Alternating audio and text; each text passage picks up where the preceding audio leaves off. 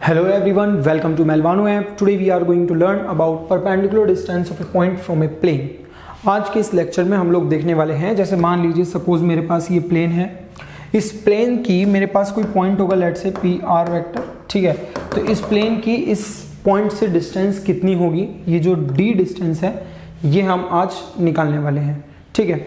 अब यहाँ पर जरा एक चीज़ समझिए, ये जो है इसको मैं बोल देता हूँ लेट से एन वेक्टर। क्या बोल देते हैं इसको हम? एन वेक्टर, क्योंकि प्लेन की इक्वेशन क्या है हमारी? R dot N vector is equals to D, R vector dot N vector equals to D. Okay, अब यहां से ये डिस्टेंस डी डैश बोल देते हैं इसको, ये डी डैश हमें निकालनी है। तो यहां से अब देखो, ये जो पॉइंट ए है लेट से ये इस प्लेन पर लाई कर रहा होगा and P A B the given point. हमें बोल दिया गया कि एक सेकेंड बोल रहे हैं, let this be the given plane and P A B the given point. Okay, this is A, this point is A जिसकी डिस्टेंस आपको निकालनी है, लेट से दिस इज, और इस प्लेन पर हम एक वेक्टर मान लेते हैं लेट से आर वेक्टर, इसको बोल देते हैं ए वेक्टर, ठीक है। अब यहां से एक चीज समझो, देखो जब आप इस वेक्टर को देखोगे, एपी वेक्टर को, किसको? एपी वेक्टर को या पी ए वेक्टर बोले तो पी ए वेक्टर, क्या मैं बोल सकता हूं कि ये पी वेक्टर इस एन वेक्टर के परपेंडिकुलर होगा? Sorry, not P A vector is perpendicular to N vector. P A vector हम लिख लेते हैं, क्या है हमारा? R vector minus A vector. P A vector जो है वो R vector minus A vector है। अब यहां पर ये चीज समझनी है कि जो ये डिस्टेंस है ये क्या है? ये डिस्टेंस इस पी ए वेक्टर की एन वेक्टर पर प्रोजेक्शन है। तो डी डैश डिस्टेंस जो होगी वो क्या होगी? Projection of P A vector on N vector. और प्रोजेक्शन अगर निकालनी है तो कैसे निकालेंगे हम? P A vector dot N vector upon mod N vector. ये चीज हम ऑलरेडी देख चुके हैं पहले वैसे। तो पी ए वेक्टर क्या है हमारा? आर माइनस ए, तो R vector minus A vector dot N vector upon mod N, ये बन जाएगा। क्योंकि ये डिस्टेंस है तो इसीलिए हम एक मॉडुलस साइन यहां पर लगा देंगे। आई होप यहां तक क्लियर हो, ठीक है। अब इसको अगर देखा जाए तो इसको क्या लिख सकते हैं? मैं इसको इधर लिख देता हूं, जो ये चीज है इस पूरे को उठा के हम लोग इधर शिफ्ट कर देते हैं, तो ये क्या बन जाएगा? देखो यहां पर इसको क्या लिखा जा सकता है? R dot N minus A dot N upon mod N. ये अब r डॉट एन क्या है हमारा? r डॉट एन तो d है, तो इसको लिख देंगे हम mod d minus A vector dot N vector upon mod N vector.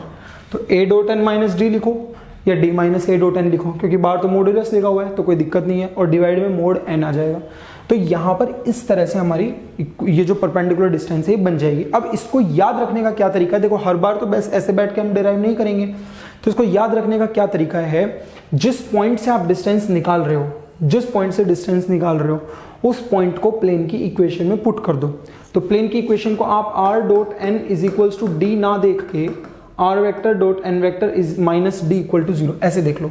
अब इसमें अगर आप r की जगह a पुट कर दोगे तो a dot N vector upon minus D upon mod N, ये बन जाएगा।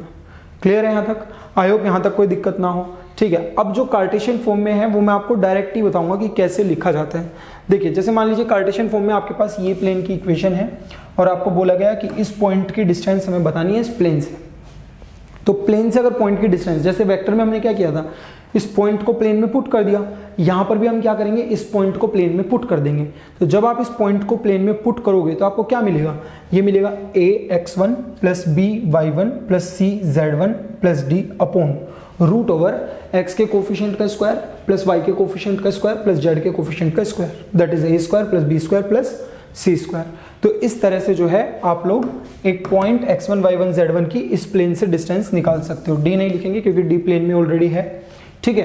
तो ये तरीका है हमारा प्लेन से किसी पॉइंट की डिस्टेंस निकालने का। कुछ भी नहीं करना है, उसको उसमें डायरेक्ट पुट कर दो प्लेन की इक्वेशन में और डिवाइड कर दो किससे? नॉर्मल वेक्टर के मोड एन से, ठीक है, ये मैग्नीट्यूड से।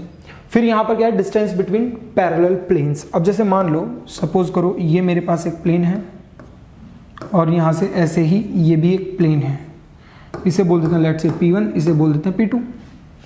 P1 क्या है हमारे पास? r dot N vector is equals to d।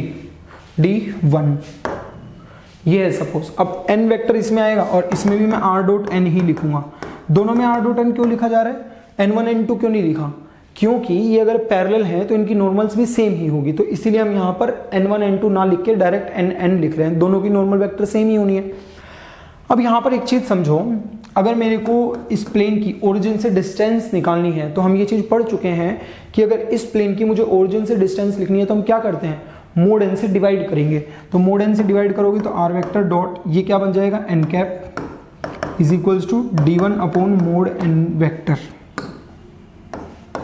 ठीक है, वैसे ही इसको क्या करेंगे, अगर इसकी भी ओरिजिन से डिस्टेंस चाहिए तो यहाँ पर n कैप होना चाहिए, तो उसके लिए मोड n से डिवाइड करेंगे, तो r डॉट n कैप क्या बन जाएगा, d2 upon mod n vector. तो इस प्लेन की P2 की ओरिजिन से डिस्टेंस कितनी है, इतनी, P1 की ओरिजिन से डिस्टेंस कितनी है, इतनी। तो हमने मान लिया लेट से ये हमारा ओरिजिन है, ये ओरिजिन है, तो ये हमारा P1 है, ये P2 है, तो P1 की ये डिस्टेंस कितनी है हमारी बच्चों, d1 अपॉन मोड n। ठीक है, और ये पूरी डिस्टेंस कितनी है, ये यहाँ से लेके यहाँ तक की, ये हो गया हमारा d2 upon mod n।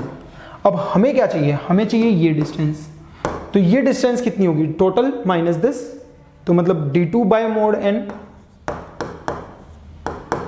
Minus d1 by mod n, d1 by mod n, तो कितना बन जाएगा, क्योंकि डिस्टेंस है तो ओवरऑल हमें नहीं पता कि पॉजिटिव आएगा कि नेगेटिव आएगा, तो इसलिए बाहर एक मोड लगा दिया और ऊपर लिख देंगे d2 minus d1 upon mod n vector. Clear है, तो d2 minus d1 upon mod n vector. ठीक है, तो इस तरीके से हम दो पैरेलल प्लेन्स के बीच में डिस्टेंस निकाल सकते हैं। आई होप ये चीज क्लियर हो गई होगी एकदम। ठीक, कार्टेशियन में क्या होगा, कार्टेशियन में देखो, कार्टेशियन में यहाँ पर मान लीजिए आपको ये दो प्लेन्स गिवन है, अब आपको पता है कि ये दोनों प्लेन्स क्या है, पैरेलल है। ठीक है, क्योंकि x y z इन तीनों के कोफिशिएंट्स क्या है हमारे पास, सेम सेम है, तो सेम सेम है, तो जो ये d1 है इसी का तो डिफरेंस होगा। पैरेलल प्लेन्स में यही तो हम पढ़ के आए हैं अभी कि पैरेलल प्लेन की जब हम इक्वेशन लिखते थे तो इन दोनों में डिफरेंस होता था, मतलब d1 dd अलग होते थे कॉन्स्टेंट्स, बाकी x y z के कोफिशिएंट्स सेम होते थे। तो हम यहाँ पर अगर हमें पैरेलल प्लेन्स के बीच में डिस्टेंस लिखना है तो हम क्या करेंगे, इन दोनों का डिफरेंस करेंगे d1 d2 का और डिवाइड कर देंगे नॉर्मल वेक्टर के मैग्नीट्यूड से। नॉर्मल वेक्टर क्या है यहाँ पर, a I cap, this is a I cap plus b j cap plus c k cap, और वैसे ये भी a I cap plus b j cap plus c k cap.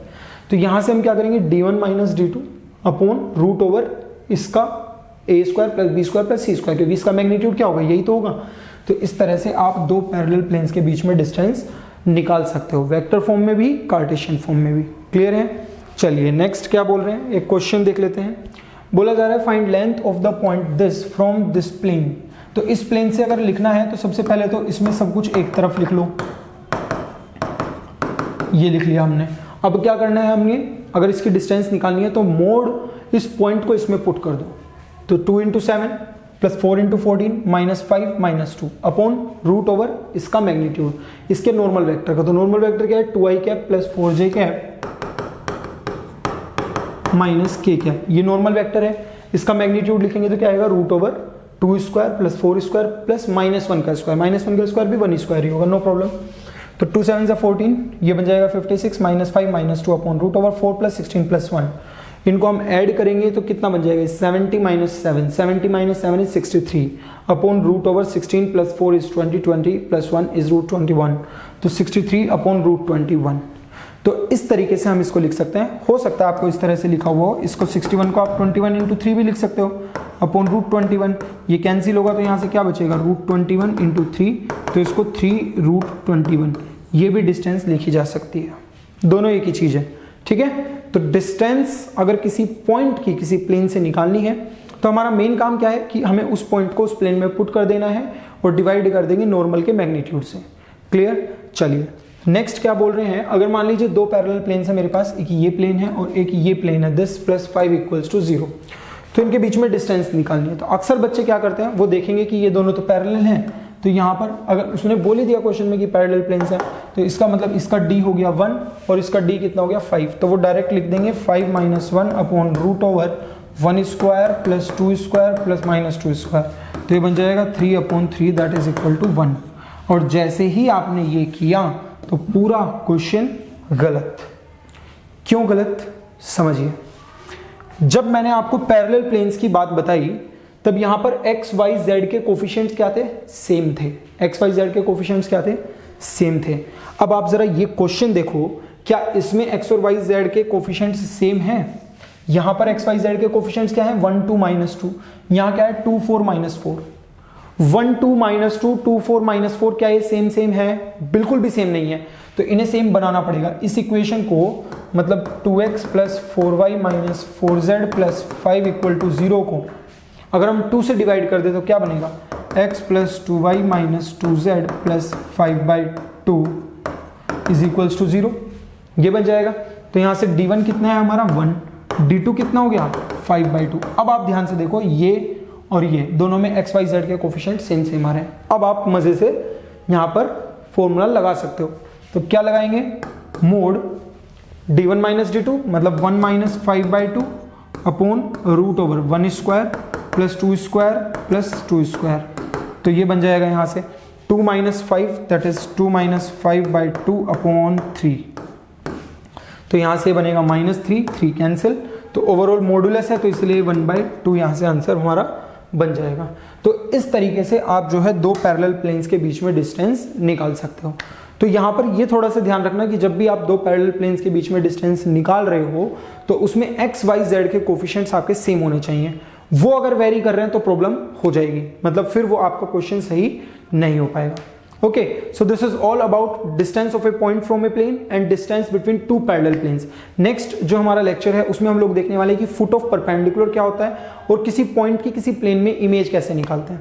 Okay, so I hope you did follow this lecture. See you in the next one. Thank you.